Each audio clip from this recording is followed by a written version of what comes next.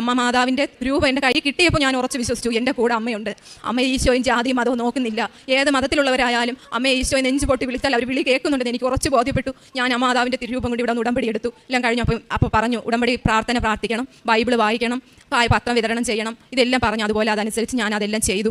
അങ്ങനെ ഓരോ മാസവും ധ്യാനത്തിന് വരണമെന്ന് പറഞ്ഞു. ഇവിടെ വരുമ്പോഴൊന്നും ധ്യാനം കൂടാൻ എനിക്ക് സാധിച്ചില്ല. പക്ഷേ ഓൺലൈനായിട്ട് ഞാൻ അവിടെ ഇരുന്ന് ധ്യാനം കൂടുന്നുണ്ടായിരുന്നു. അച്ഛൻ്റെ പ്രാർത്ഥനകളെല്ലാം പങ്കെടുക്കുന്നുണ്ടായിരുന്നു. അങ്ങനെ മെഡിക്കൽ കോളേജിൽ ചികിത്സ നടത്തിക്കൊണ്ടിരിക്കും. ഞാൻ അമ്മ മാതാവിൻ്റെ ഈ കാശ് രൂപം കൊണ്ടാണ് ഞാൻ ഡോക്ടറെ അടുത്ത് പോകുന്നത്. അപ്പോൾ പറഞ്ഞത് ചികിത്സ 1 മാസം വരെ 2 മാസം വരെ ഗുളിക കഴിക്കാം എന്ന് പറഞ്ഞിട്ട് പറഞ്ഞു നമുക്ക് കോളറിട്ട് നോക്കാം, കോളറിട്ടാൽ ഇത് ശരിയാവും എന്ന് പറഞ്ഞു. കോളർ തന്നു. ആ 90 ദിവസം തികയുന്നതിന് മുമ്പ് തന്നെ 3ാമത്തെ പ്രാവശ്യം ഞാനിവിടെ വന്ന് ധ്യാനം കൂടാമെന്ന് പറഞ്ഞ് വന്നതാണ്. പക്ഷേ ധ്യാനം ഇല്ലായിരുന്നു. വന്നപ്പോൾ തന്നെ ഞാൻ വന്ന് പ്രാർത്ഥന കഴിഞ്ഞിറങ്ങിയപ്പോൾ ഞാൻ പറഞ്ഞു, അമ്മ മാതാവേ, കോളർ ഞാൻ ഇനി ഉപയോഗിക്കുന്നില്ല.